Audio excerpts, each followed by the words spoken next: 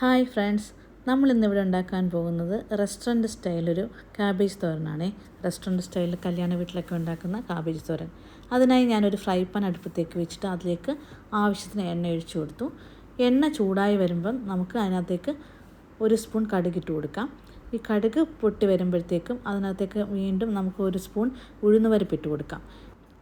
അടുത്തതായിട്ട് നമുക്ക് 2 വറ്റൽമുളക് ചേർക്കാം. അതിനുശേഷം നമുക്ക് 1 സവാള ചെറുതായിട്ട് അരിഞ്ഞത് ചേർക്കാം. പിന്നെ 2-3 പച്ചമുളക് ആവശ്യത്തിന് എരിവ് അനുസരിച്ച് ചേർക്കാം. ആവശ്യത്തിന് കറിവേപ്പില ചേർത്ത് കൊടുക്കുക. പിന്നെ ഉപ്പും ആവശ്യത്തിന് ചേർത്ത് കൊടുക്കുക. അതിനുശേഷം നന്നായിട്ട് ഇളക്കി മിക്സ് ചെയ്യുക. അതിനുശേഷം ഞാൻ ചേർത്ത് കൊടുത്തത് 2 സ്പൂൺ കുതിർത്ത ചെറുപയർ പരിപ്പാണ്. അത് ഞാൻ നേരത്തെ കുതിർക്കാൻ വെച്ചിട്ടുണ്ടായിരുന്നു കേട്ടോ. ഇനി നമുക്ക് അരിഞ്ഞു വെച്ച കാബേജ് ചേർത്ത് കൊടുക്കാം. ഇവിടെ ഞാൻ ചെറുതായിട്ട് തന്നെ നീളത്തിലാണ് അരിഞ്ഞേക്കുന്നത് കേട്ടോ. കാബേജ് നന്നായിട്ട് ചേർത്ത് നല്ലതായിട്ട് മിക്സ് ചെയ്ത് കൊടുക്കുക. നല്ലതായിട്ട് മിക്സ് ചെയ്തതിന് ശേഷം അടച്ചു വെച്ച് നമുക്ക് വേവിച്ചെടുക്കാം.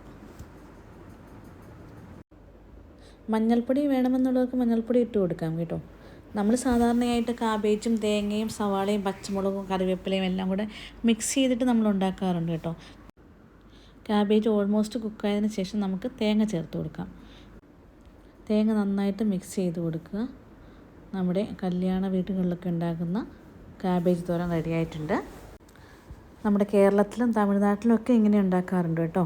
ഒന്ന് ട്രൈ ചെയ്തതിന് ശേഷം നിങ്ങളുടെ അഭിപ്രായം കമൻറ്റ് ബോക്സിൽ അറിയിക്കണേ. കൂടുതൽ വീഡിയോസിനായി കമൻറ്റ് ചെയ്ത് സപ്പോർട്ട് ചെയ്യണേ.